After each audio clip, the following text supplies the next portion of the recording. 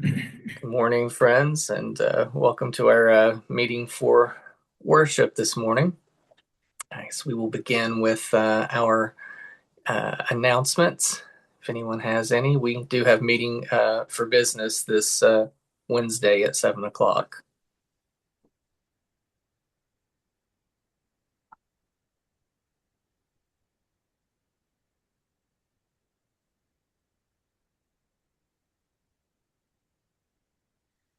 All right. How about joys and concerns? I have a joy. I had a healing journey out to my homeland of Wisconsin on my uncle's farm where my father built his retirement house, and lived. First of all, that landscape speaks so deeply to me. The farm landscape, just the honesty of life there. But I got to lay a plaque that I made, a ceramic plaque that I made it's been a process of 3 years of making, firing, and then traveling out. And I got to lay a plaque where we put my parents' ashes down. And my cousins delivered love, unbelievable love to me. They saw the pain that I was going through, and I learned that love isn't transactional. And I learned so much on that trip. It was a pure joy for me.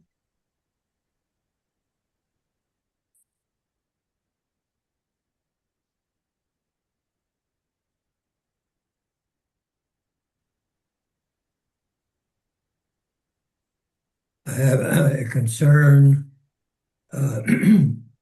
following monthly meeting at Marshalltown today. There will be discussion of the proposed realignment of Iowa yearly meeting to an evangelical yearly meeting. It will be a yearly meeting that would favor inerrancy of the Bible. It's going to be a trying time for some of us, I believe. So we just ask for your prayers.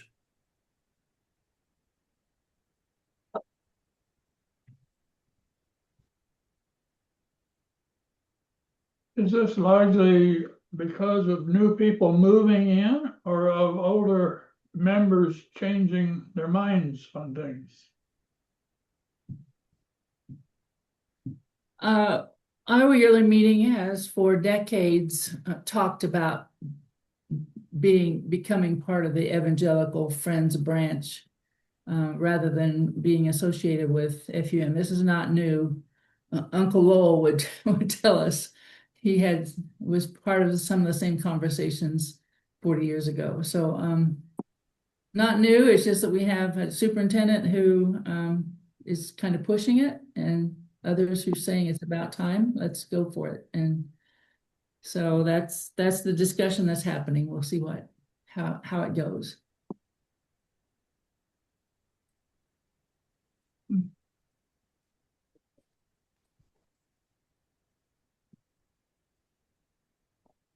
Their repeated phrases, we want to be associated with, not be associated with Friends United meeting because of its ambiguous theology. We need a clear path ahead for our theology.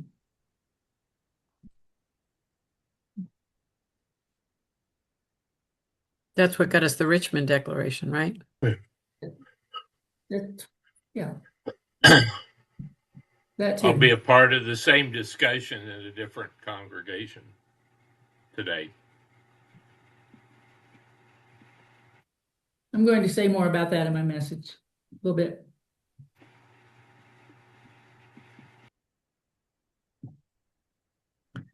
So my friend Jeremiah has been out on where they go to summer on a place that has no electricity, and he got bit by a tick. and I don't know, we don't know exactly what yet it might be, but they gave him some medication. He's still, um, tires easily and isn't up to snuff yet. And we're none of us kids, and I kind of worry a little bit about him. So any prayers? His at the same time, his daughter is just recovering from some surgery. She has the BRCA gene, the BRCA2 or whatever the heck it is, that bad gene. And her mother died of breast cancer pretty young. So all around, the Dickinson family could use a little hit of prayer.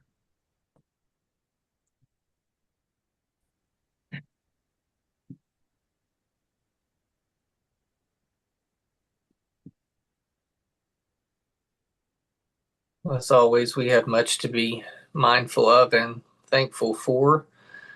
So we'll hold these things in the light as we enter the new week. Our worship leader today is Sylvia, so she'll speak out of the silence as she feels led.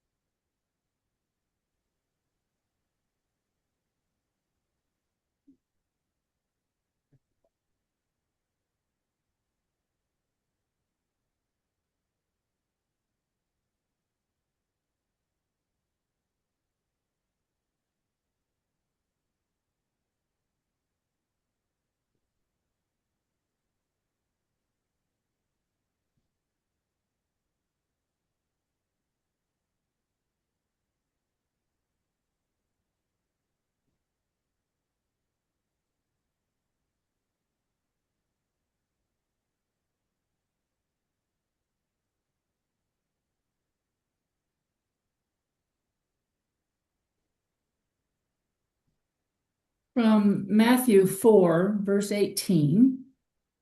As Jesus was walking beside the Sea of Galilee, he saw two brothers, Simon called Peter and his brother Andrew. They were casting a net into the lake, for they were fishermen. Come, follow me, Jesus said, and I will make you fishers of men. At once they left their nets and followed him. Going on from there, he saw two other brothers, James, son of Zebedee, and his brother John. They were in a boat with their father Zebedee, preparing their nets. Jesus called them, and immediately they left the boat and their father and followed him. Then Jesus went through Galilee, teaching in the synagogues, preaching the good news of God's kingdom, and healing people of their sickness and diseases. One day he saw that great crowds had gathered, and he went up on the mountainside where he gave what my study Bible calls his inaugural address. It's called the Sermon on the Mount. It began with the Beatitudes and was his first teaching about what he expects of people in God's kingdom. You know them. They are the blessed are those who statements. 5 chapters later, and we don't know whether that was hours or days or weeks later, Jesus meets up with Matthew, who was sitting at the tax collector's booth.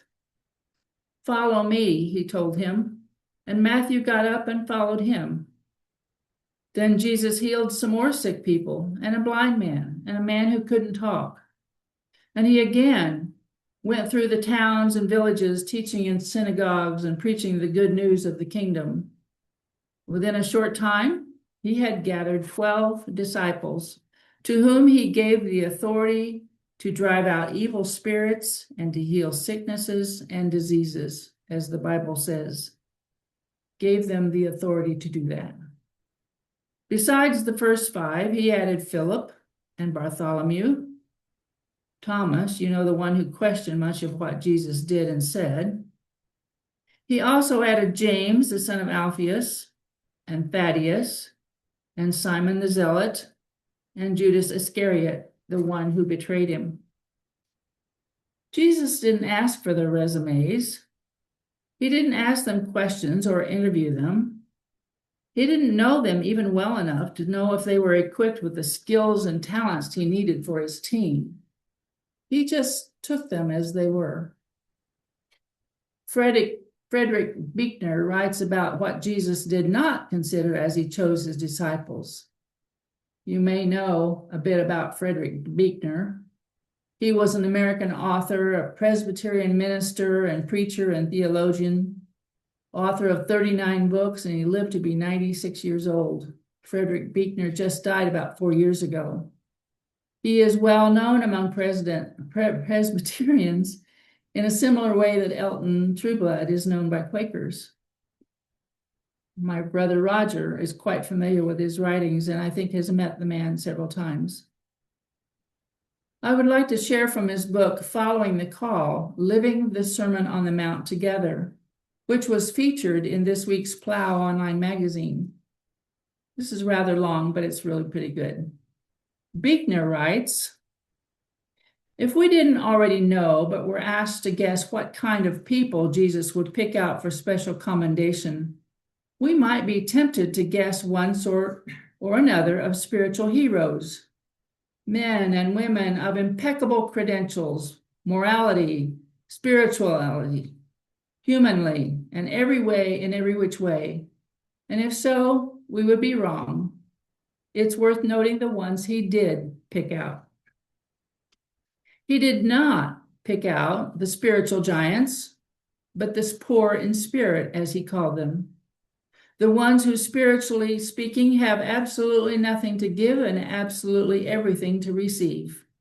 Like the prodigal son, telling his father, I am not worthy to be called thy son, only to discover for the first time discovering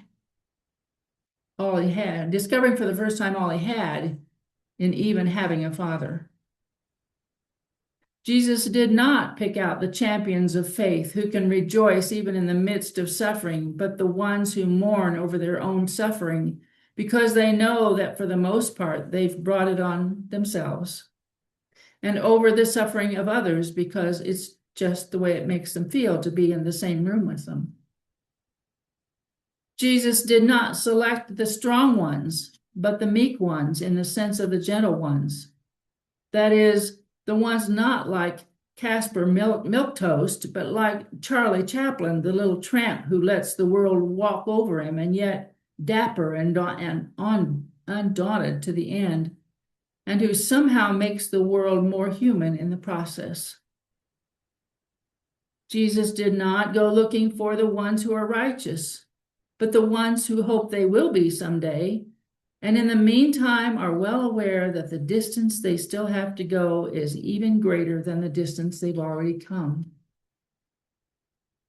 Jesus did not seek the winners of great victories over evil in the world, but the ones who, seeing it also in themselves every time they comb their hair in front of the mirror, are merciful when they find it in others, and maybe that way win the greater victory.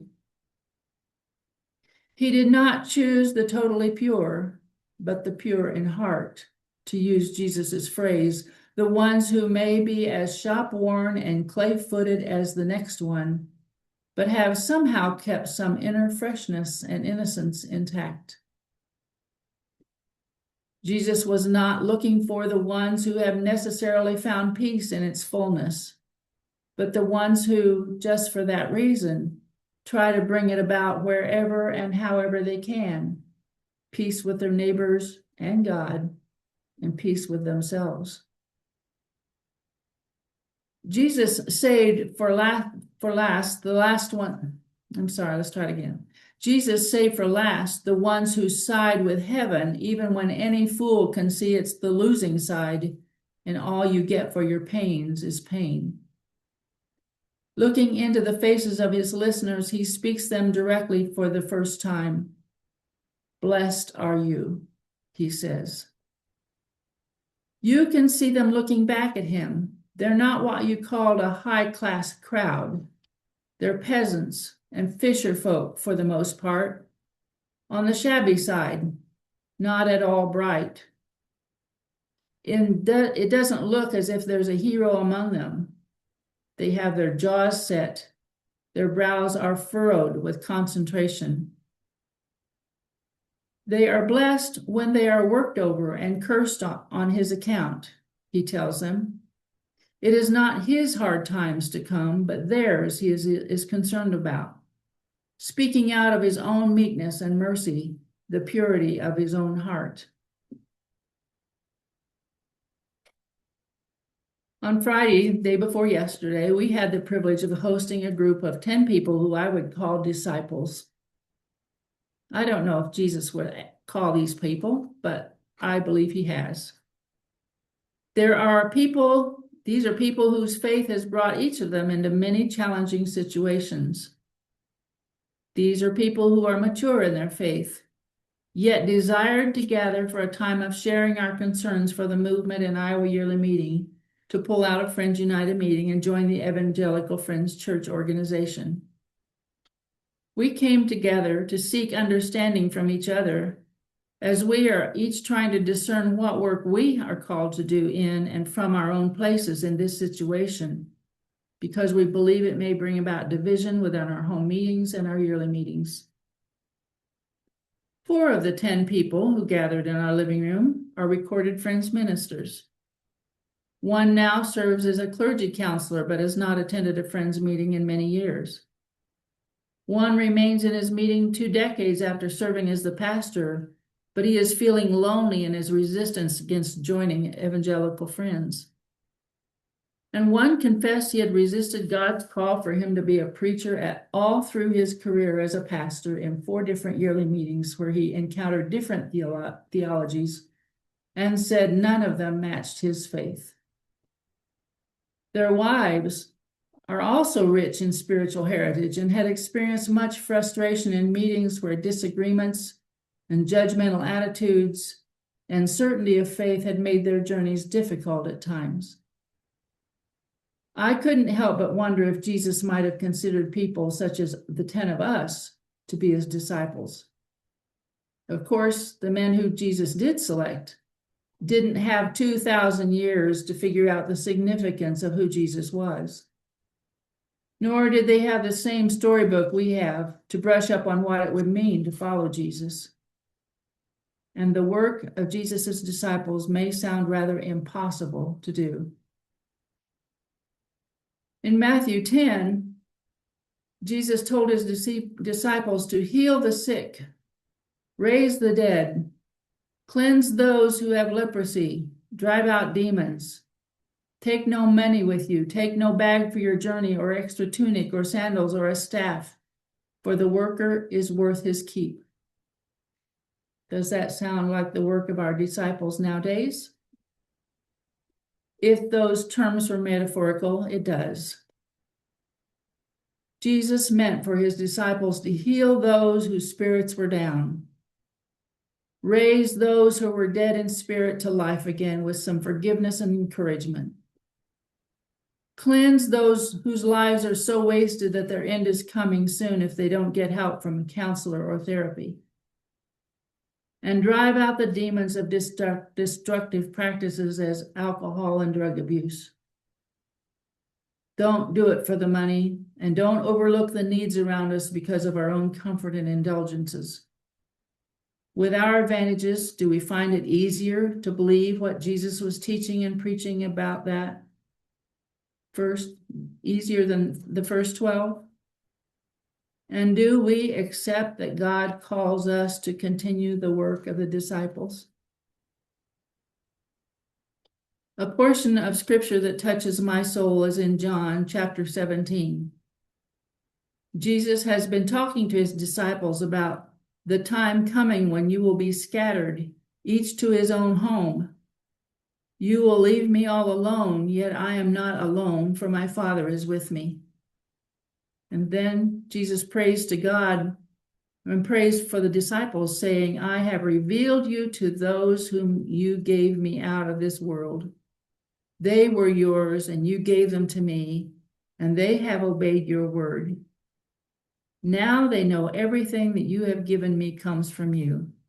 For I gave them the words you gave me, and they accepted them. I pray for them. I will remain in the world no longer, but they are still in the world. Holy Father, protect them. And then Jesus prays for all believers, saying, my prayer is not for them alone. I pray also for those who will believe in me through their message, that all of them may be one. Father, just as you are in me and I am in you, may they also be in us, so that the world may believe you have sent me. I in them and you in me. May they be brought to complete unity, to let the world know that you sent me and have loved them even as you have loved me. So what do you think? I have some queries to help guide our time for open worship. What do disciples do today? Is it any easier to be followers of Jesus now than it was for Peter, James, John, Thomas, and all the rest?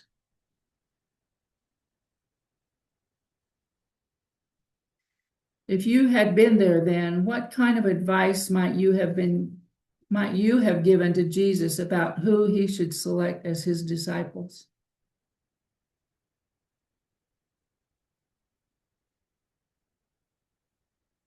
What does the way Jesus chose his disciples say to us about how we are chosen?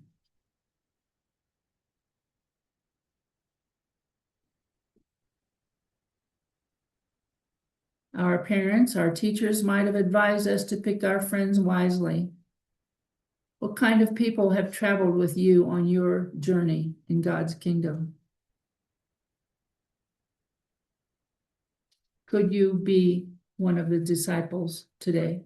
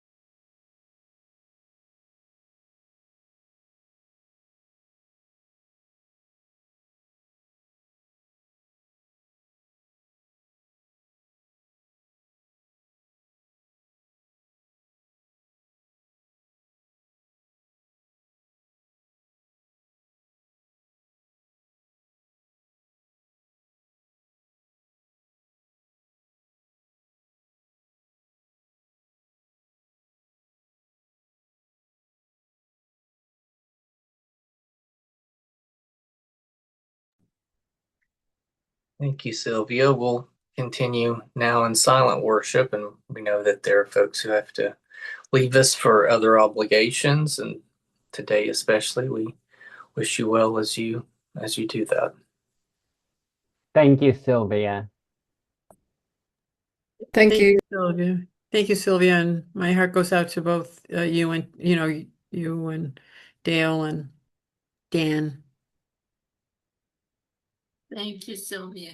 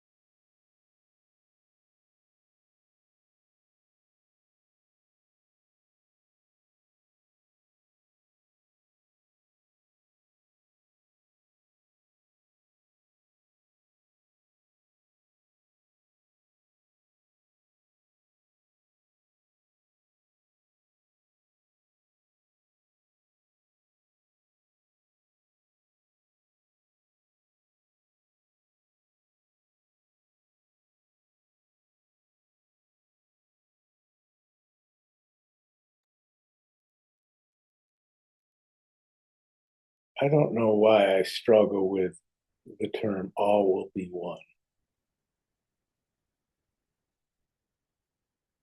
My image is that would be boring. And that may be why I'm fascinated with being a Christian. I think of the apostles. They all came towards Jesus, but they came in different directions. Peter is the church. John is what? Diversity. Matthew, probably stories. Um, Paul, certainly the journey. And then there's Thomas. I always wanted to have a book of Thomas. The doubt. All of them had to have it. I mean, even in this little group, we come to Jesus in different directions. Maybe that's the one he's speaking of, is that we get there.